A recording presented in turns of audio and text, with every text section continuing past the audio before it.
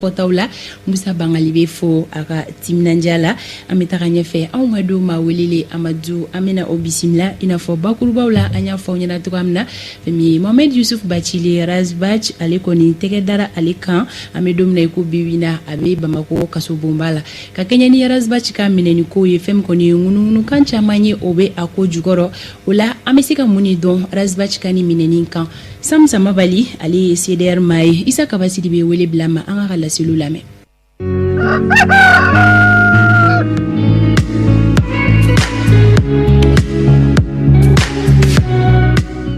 Samsa Mabali ini sogoma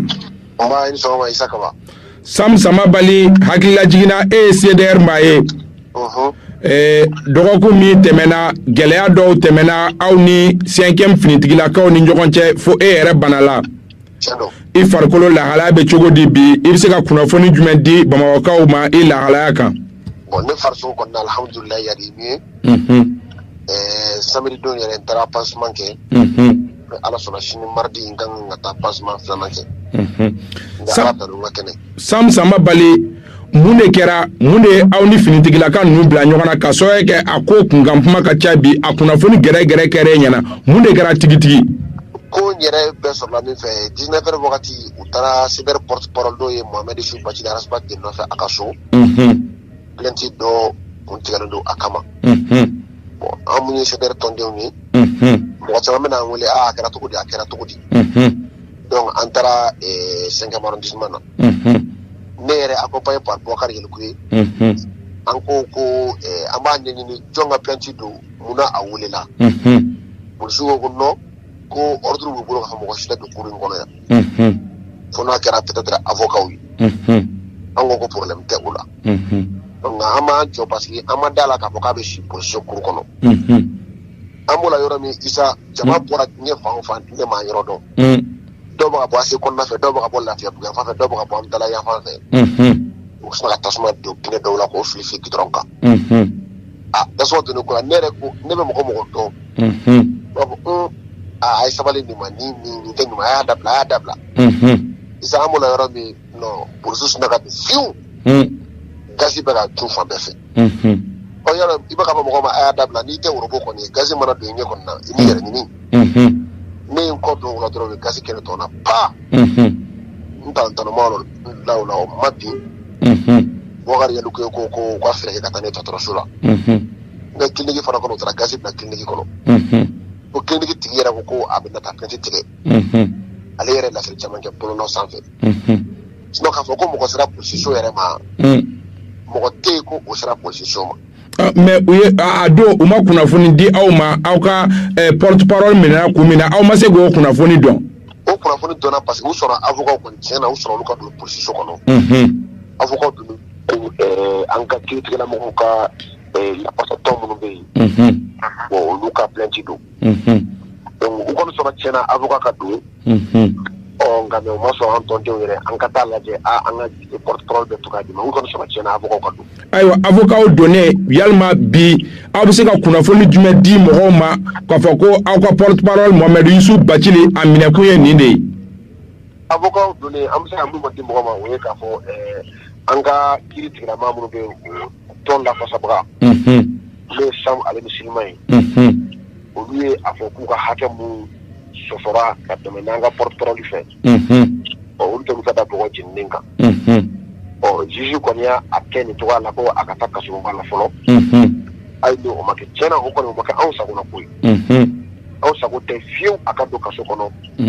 wani awni ni ngaire fana amba fo ane kaso kono manga akabokena ma amba fo alo de kata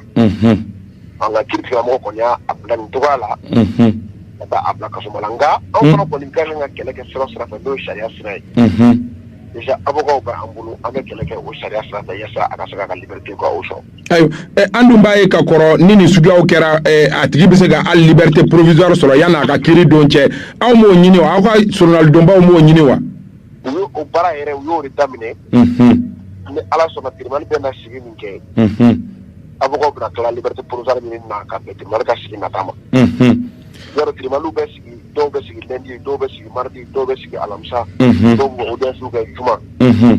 o ko kati audience mingi avocat yo pe ni ko do boka liberté provisoire ni ka bɛn o ma. Ayiwa an du tulo b'a la bɔlɔlɔw sanfɛ ko a ka kiiri bɛ kɛ fo utukalo tile 4 o ma o ye nkalon ye wa. Progrès bɛ se ka mana da ka kiiri dati bila fo utukalo tile 4 ɲɛgɛn n'o cɛ bɛ se ka liberté provisoire ɲini o. Ni mɔgɔ bɛ don a tɛna boli o. Wa mɔgɔ bɛ don mɔgɔ ma tigɛ ka wele Mali la fɔlɔ sariya la k'a ko n tɛna. Garantie de faisabilité o b'a bolo yan denbaya bɛɛ yan a bɛ baara kɛ Mali kɔnɔ yan. Tout porte à porte k'a fɔ ko a tɛna dalu fana la tunu dalu mun ye k'a fɔ ko jarakiw fili k'a fɔ ko dalu bɛ k'a bɛ t'o la tunu. Donc liberté provisoire a bɛ se ka o sɔrɔ yanni kiiri dɔ cɛ a bɛ taa kiiri kɛ pourtant a tɛ boli o. Ayiwa Sam Samabali welekan jumɛn bɛ aw bolo ka ɲɛsin aw ka tɔndenw hali minnu t'aw ka tɔnden ni olu ye aw lafasabagaw ye n'olu ye Yusuf yɛrɛ kanubagaw ye welekan jumɛn b'i bolo ka ɲɛsin u bɛɛ lajɛlen ma. K'a fɔ bɛɛ que tout le monde reste serein. Tout le monde reste calme. République ye min ɲini an fɛ ne o ye k'an tile yaasa jamana bɛ se ka jɔ cogoya min na. République ye fɛn fɛn fɔ an ka taa République ka o sira fɛ. République ma sɔn fɛn fɛn ma an kana sɔn o ma. Ni Ala sɔnna jamana in kɛra cogo min fana bɛ kɛ ten an bɛ jaabi ɲuman sɔrɔ ni Ala sɔnna. Ayiwa Sam Samabali an bɛ i fo k'a fɔ ko Ala ka nɔgɔya kɛ. Amina yarabi an bɛ renouveau bɛɛ lajɛlen fo Isa Kaba. Merci beaucoup. Sam Samabali ale ka lasiliw tun ɲini ye Razbach ale minɛni ko kunkanko kunnafoniyaw la an bɛ faamuyali ko ɲuman ɲini bɛɛ lajɛlen fɛ Amadu a ma yira lajɛbagaw ni lamɛnbagaw la k'a fɔ fɛn min kɔni ye décryptage ye o tɛna se ka kɛ sɔgɔmada in na ka sababuya kɛ fɛn min ye an ka coordinateur Isa Kaba Sidibe ale fari man di a la an bɛ dugawu don kɛ Ala ka kɛnɛya di a ma ni wagati in na Amadu nin b'a to an bɛ don fɔli duman kɔnɔna la ni o bɛ clip du jour ko fɔ sɔgɔmada in na fɛn min ye Nuhu Danbele ale ka fɔli duman bɛ an bolokɔrɔ ka kɛɲɛ ni Mali Haut Conseil islamique o maa ɲɛmaa ni o ye Cherif Ousmane Madani Haidara ye ale ka bangeli o sanyɛlɛmaw o ye le 12 mai ni o bɛ sinikɛnɛ ko fɔ ni Ala ye o yira an na o hukumu kɔnɔna la fɛn min ye Nuhu Danbele ale kɔni ye dɔnkili duman da Haidara la an b'o kɛ tasibila ye ka ɲɛsin ya bani yɛrɛ ma fo ka taa se a kanubaga kelen kelenna fɛn fɛn bɛ yen nɔ ni ni jɛmukan in ka di u ye u b'an lajɛ don o don sɔgɔma ni ye u bɛɛ lajɛlen ka tasibila ye sɔgɔmada in na an ka jɛ ka Nuhu ka fɔli lajɛ. Nuhu Danbele ale ka fɔli duman ye nin ye Amadu ne ye sɔgɔmada in na don fɔli duman ye ka dugawu don kɛ Ala ka sijan kalifa ani ya bani la.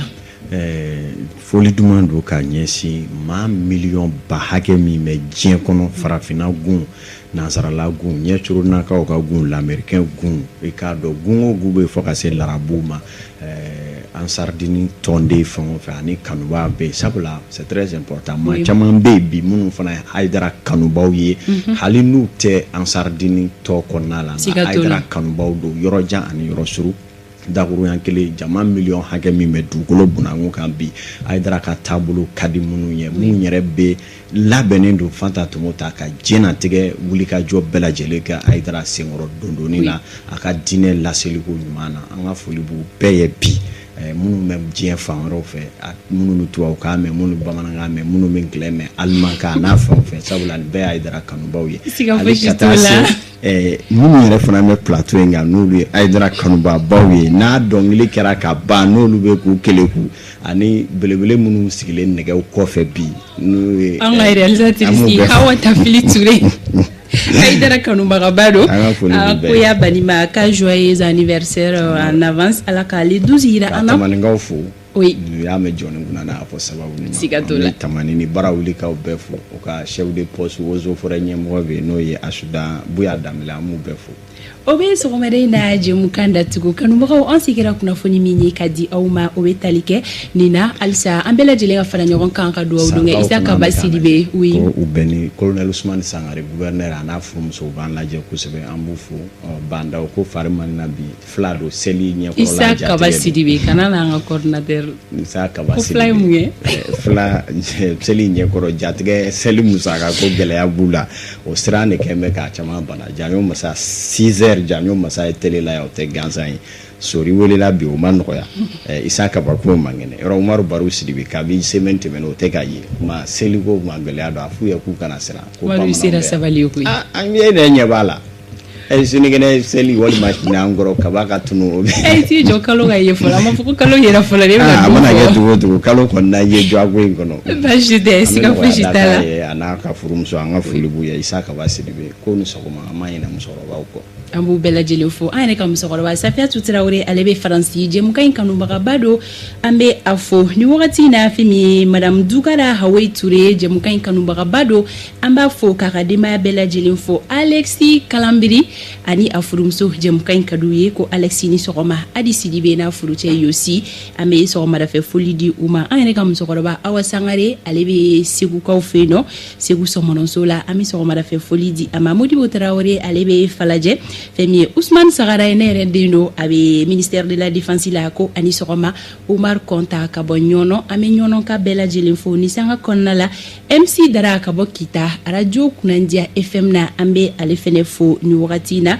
Femi les grands MC amanyine ako kabo Peace FM na ame ankanu magabela jelinfo madame Sal Tanti Jaba Sidibe kabo bananga bugu cour suprême kede felala ambe sokoma da fe foli di amane reka chokoroba gangali tungara fo yan fotoro korobugu amba fo ani nere bo farma ambe sokoma da fe foli di ama amadou ka kanu magabela jelinfo on sekera kuna foni mi bi tenendo ina kadi awma renouveau sokoma da kuna foni konala obetali kenna ame wuli nega kanye kononton Adel Samake alebe dugu kungango kene sigini alama bashi fo ikana ame nyoron sorano dona na taula ala ka claire